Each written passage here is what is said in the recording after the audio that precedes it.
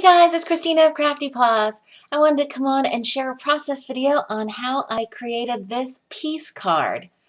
This is my entry into Donna, who is Little Spaceman Papercrafts, her 350 subby giveaway challenge. Because Donna's challenge is very open, I thought I would take this opportunity to create a card about peace because I've been dwelling so much and thinking so much about all the mass shootings that have been happening in the United States. There have been over 2,000 people who've been killed or injured in the last year. And this latest shooting in Orlando, Florida really affected me. And I'm not sure why, because I don't know anyone personally who was injured or killed in that shooting, but it has been really weighing on my mind. And I thought I would take this opportunity to make this peace card, kind of in honor and in memory of all those innocent people who have lost their lives. The rainbow watercoloring that I did for the background is a symbol for the LGBT community, and the little angels are the innocent people who lost their lives. And I decided I was going to die cut out peace here to create a little shaker area. So the items that I used in creating this card is the Mama Elephant Love from Above stamp set, and I use these 3 angels, and I use the sentiment Hope Today is All Rainbows from the Greeting Farm Magical Friends set, and I use the Kohl's ABCs dies. It's the alpha die set from Lawn Fawn. I'm taking some 140-pound watercolor paper from Strathmore, and I'm using some Ken Oliver color bursts. And what I'm doing is I'm just wetting down the paper first, sprinkling out some powder onto the watercolor paper, and spraying plain water over top. Now this area got a little bit too dark for me, so I'm going to take some just Kleenex and dabbing up some of that color.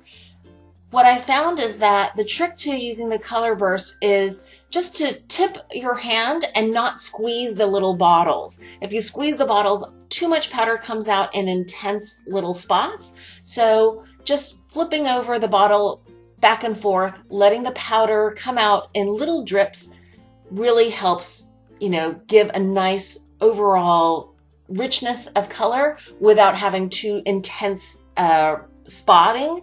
And then just using lots of water to let the powders mix and blend and move. And I love the tie-dye effect. I'm creating kind of a rainbow effect here, and I'm just dabbing off some of the powder if I feel like it's gotten too intense, because when it really comes in spots, it almost becomes black.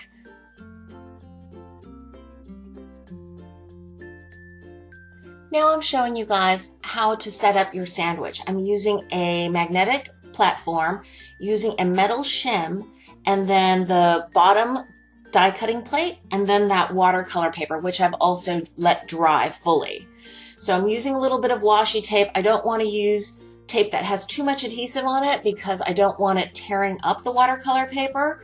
But as you see, I'm struggling a little bit here, so I'm using more washi tape to really tape the tape area to the cutting plate. Part of the problem is also my cutting plate is a little warped.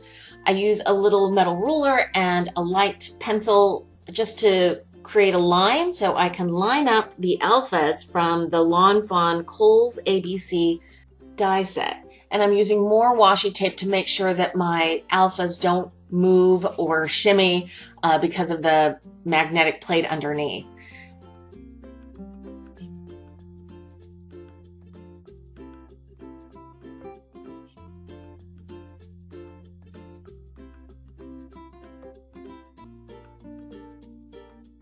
Now I'm going to run it through my Big Shot machine, and of course I'm spelling out the word peace, and I have P-E-A-C, but I don't have an extra E, so I'm going to remove that E, reposition it at the end of the word, and run it through my die cutting machine again.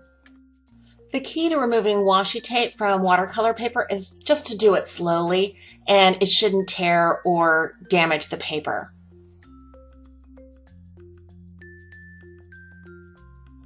I've taken a pocket sleeve for Project Life and cut a portion of one pocket out, and I'm just going to use a fuse tool that I've heated for several minutes and seal up the third and fourth sides. I think the key to using a fuse tool is to make sure that that tool is really hot and not go back and forth.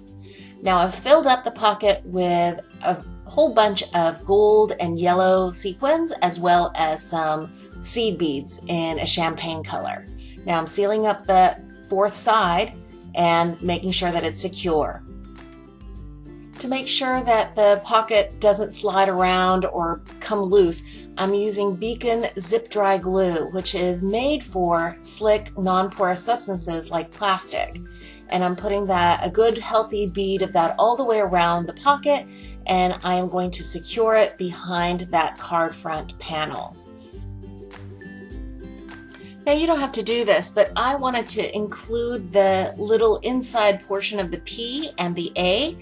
So I put a dollop of that zip dry glue onto a little scrap of plastic, and I'm dipping in that little inset for the P, and I'm going to do the same with the A.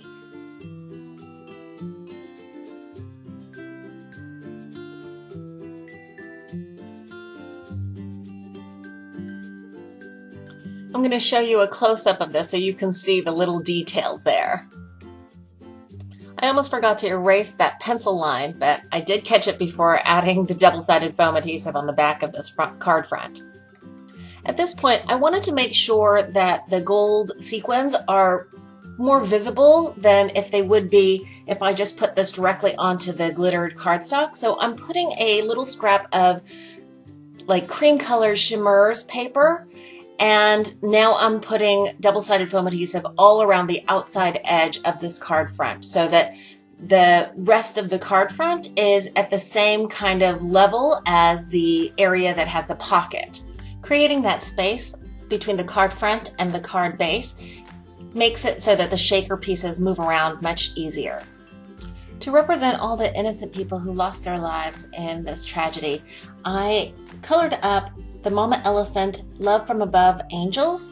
If you want to know the specific colors I used, you can check my blog, which will be in the description box below.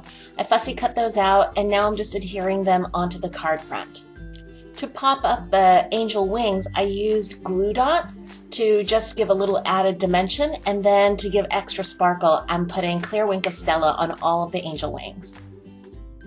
To frame out the card front, I used really chunky, heavy-duty Recollections glitter cardstock, and now I'm putting the whole front panel on a card base.